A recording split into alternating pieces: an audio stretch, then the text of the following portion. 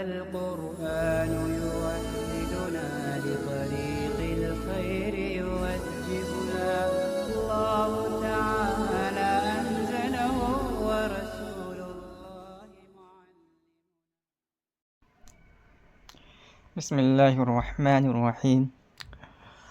البحث الثالث فی الاجماع، تیسری بحث اجماع کے بیان میں.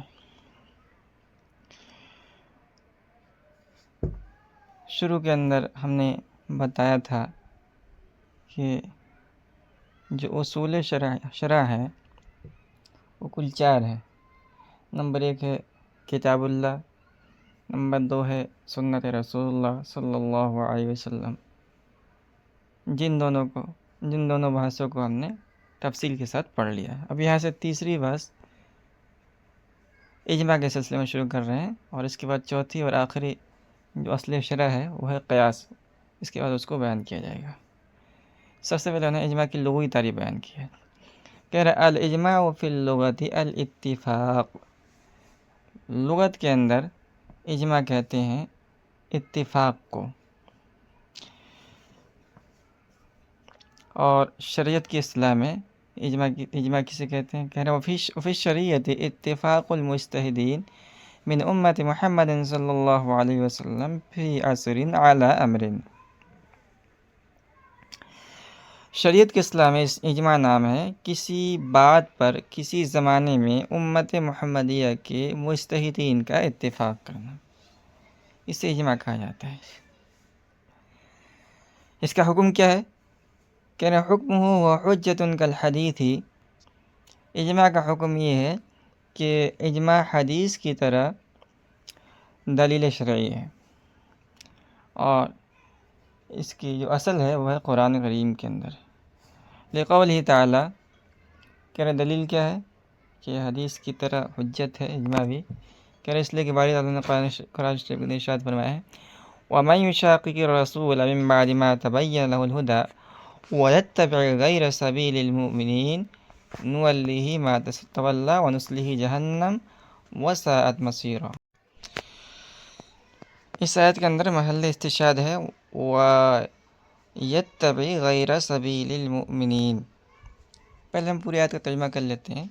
پوری آیت کا ترجمہ یہ ہے کہ اور جو شخص رسول صلی اللہ علیہ وسلم کی مخالفت کرے اس کے بعد کہ اس کے سامنے حق بات واضح ہو چکا ہو، اور مسلمانوں کا راستہ چھوڑ کر کوئی اور راستہ اپنائے، تو اس پر وعید ہے.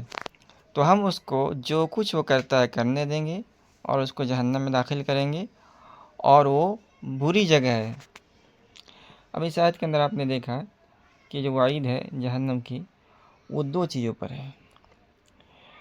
ایک ہے مخالفت رسول، اور دوسرا ہے مومنین کی مخالفت. تو اس آیت میں اللہ تعالیٰ نے مومنین کی مخالفت کو رسول کی مخالفت قرار دیا ہے.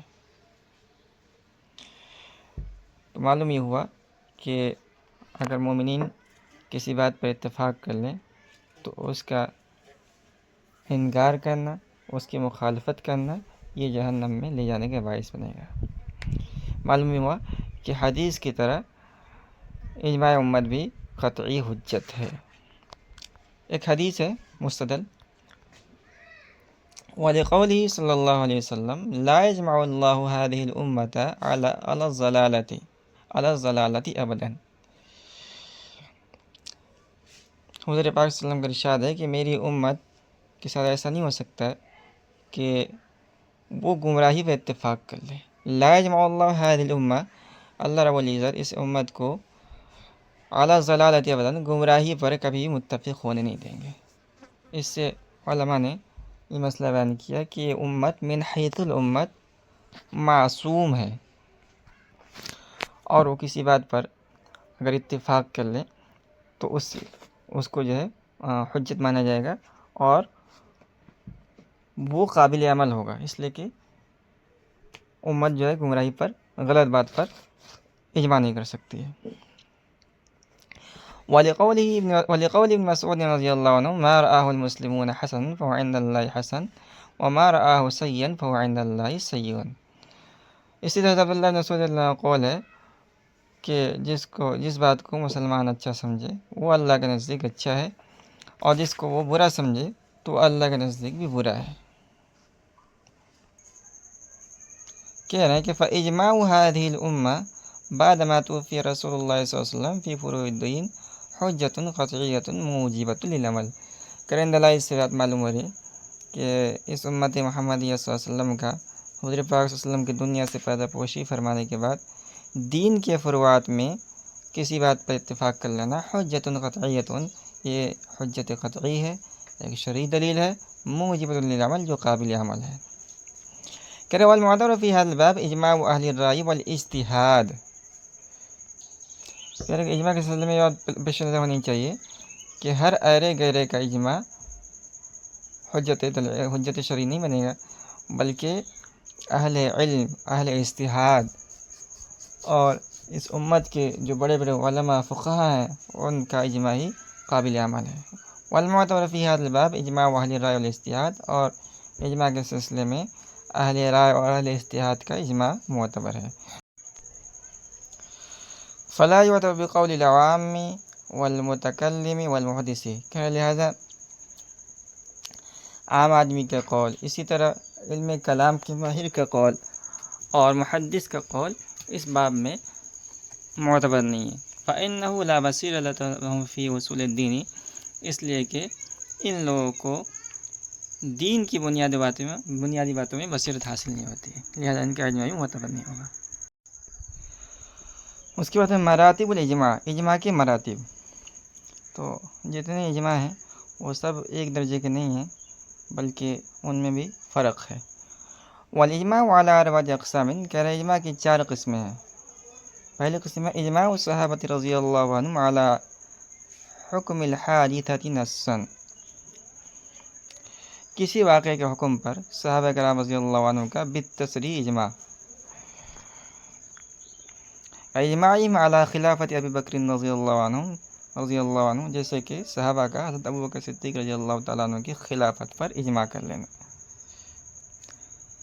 ہم سب جانتے ہیں کہ حضور پاک صلی اللہ علیہ وسلم کی دنیا سے پردہ پوشی فرمانے کے بعد صحابہ میں ایک قسم کا اندیشہ سا پیدا ہو گیا کہ آج کے بعد کس کو خلیفہ بنایا جائے۔ بہت ساری رائے آئیں، لیکن بعد میں سب نے حضرت ابو بکر صدیق رضی اللہ تعالیٰ عنہ کو خلیفہ مان لیا۔ تو ایک واقعہ تھا، اور اس واقعے کے حکم پر صحابہ نے اجماع کیا اور بالتصریح اجماع کیا۔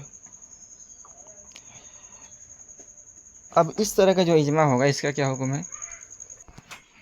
تو کہہ رہے کہ حکمہ هو قطعی بمنزلۃ آیۃ من کتاب اللہ تعالی فیکفر جاحدہ، کہہ رہے کہ اس طرح کا اجماع ہے وہ حجت قطعی ہے، دلیل قطعی کے درجے میں، بلکہ بمنزلۃ آیۃ من کتاب اللہ تعالی، قرآن کریم کے آیت کے درجے میں۔ جس طرح قرآن کریم کا کسی ایک آیت کا انکار کرنے والوں کی تکفیر کی جاتی ہے، اسے دائرہ اسلام سے خارج مانا جاتا ہے، اسی طرح اگر اس طرح کا اجماع کو انکار کرے تو بھی دائرہ اسلام سے خارج ہو جائے گا۔ فیکفر جاحدہ، لہذا اس طرح کے اجماع کے منکر کی تکفیر کی جائے گی۔ نمبر 2 ہے اجماع الصحابہ بنص البعض وسکوت الباقین، کہ بعض صحابہ کی صراحت کے ساتھ اور باقی حضرات کے سکوت کے ساتھ اجماع، کسی بات پر اجماع کر لینا۔ تو اس کو بھی اجماع کہا جائے گا، اور اس کا جو دوسرا نام ہے اجماع سکوتی، ویقال لہ الاجماع السکوتی، اور اس کو اجماع سکوتی بھی کہا جاتا ہے۔ کہ اجماعہم علی قتال ما منع الزکاۃ فی عہد ابی بکر رضی اللہ عنہ، جیسے کہ صحابہ کا اجماع کر لینا ان لوگوں سے قتال پر جنہوں نے حضرت ابو بکر صدیق رضی اللہ تعالیٰ عنہ کے دور خلافت میں زکوٰۃ دینے سے انکار کر دیا تھا۔ تو حضور پاک صلی اللہ علیہ وسلم کے دنیا سے پردہ پوشی فرمانے کے بعد ایک قبیلہ تھا، اس نے جو ہے انکار کر دیا کہ ہم زکوٰۃ نہیں دیں گے۔ تو حضرت ابوبکر صدیق رضی اللہ تعالیٰ نے کہا کہ اگر نہیں دو گے تو ہم تم سے قتال کریں گے، اس لیے کہ وہ اسلام کا ایک فریضہ ہے، اور کوئی اگر کسی فرض کا انکار کرے تو اس سے قتال کیا جاتا ہے۔ بعد دوسرے صحابہ کی رائے تھی کہ نہیں، ان کے ساتھ نرمی برتنا چاہیے، قتال نہیں کرنا چاہیے، لیکن حضرت ابوبکر صدیق رضی اللہ عنہ نے کہا کہ اگر کوئی قتال نہیں کرے گا میں تنہا تنہا نکل جاؤں گا ان سے جہاد کرنے کے لیے۔ تو اس مسئلے کے اندر صحابہ کا اتفاق ہوا، اجماع ہوا، لیکن بعض صحابہ نے جو ہے اس اجماع کو قبول کیا، بعض صحابہ نے زبان سے اس کا قرار کیا اور بعض صحابہ خاموش رہے، تو اس کو اجماع سکوتی کہا جائے گا۔ کہ حکمہ و قطعی ایضا ولا یکفر جاحدہ، اس قسم کے اجماع کا حکم ہے کہ یہ بھی دلیل قطعی ہے، لیکن یہ پہلے درجے کے اجماع سے فروتر ہے۔ ولا یکفر جاحدہ، اس لیے اس کے منکر کی تکفیر نہیں کی جائے گی۔ نمبر 3 پر اجماع من بعدهم فیما لم یوجد فیہ قول السلف، صحابہ کے بعد کے حضرات کا اجماع کرنا کسی ایسے معاملے میں جس میں سلف یعنی صحابہ سے کوئی قول مروی نہ ہو۔ کہ اس قسم کا اجماع کیا حکم ہے؟ کہ ہوا بمنزلۃ خبر المشہور یفید الطمأنینۃ دون الیقین، کہہ رہے کہ اس قسم کا اجماع خبر مشہور کے درجے میں ہے، اور جس طرح خبر مشہور علم یقین کا فائدہ نہیں دیتا ہے بلکہ اس سے اطمینان حاصل ہوتا ہے، اسی طرح اس قسم کے اجماع سے بھی اطمینان حاصل ہوگا اور اس سے علم یقینی حاصل نہیں ہوگا، لہٰذا اس طرح کے اجماع سے کسی عقیدے کا ثبوت نہیں ہو سکتا ہے۔ یفید الطمأنینۃ دون الیقین، اس سے اطمینان کا فائدہ حاصل ہوگا، یقین کا فائدہ حاصل نہیں ہوگا۔ نمبر 4 اور آخری ہے اجماعہم علی احد اقوال السلف، کہہ رہے ہیں کہ صحابہ کے بعد کے حضرات کا سلف کے اقوال میں سے کسی قول پر اجماع کرنا۔ اس قسم کے اجماع کا حکم کیا ہے؟ کہ حکم ہو بمنزلۃ خبر الواحد، یہ خبر واحد کے درجے میں ہے، یوجب العمل دون العلم، اور یہ عمل کا فائدہ دے گا، یعنی اس پر عمل کرنا واجب ہے، اور دون العلم، اس پر اعتقاد رکھنا ضروری نہیں ہے۔ وَيَكُونُ مُقَدَّمًا عَلَى الْقِيَاسِ كَخَبَرِ الْوَاحِدِ، اور اس قسم کا اجماع خبر واحد یعنی قیاس پر مقدم رکھا جائے گا اس قسم کے اجماع کو خبر واحد کی طرح۔ تو اگر کوئی مسئلہ ہے اور اس میں قیاس سے کوئی حکم مستمد ہو رہا ہے اور اجماع سے ایک دوسرا حکم مستمد ہو رہا ہے، تو قیاس کو ترک کر دیا جائے گا اور اس قسم کے اجماع پر عمل کیا جائے گا۔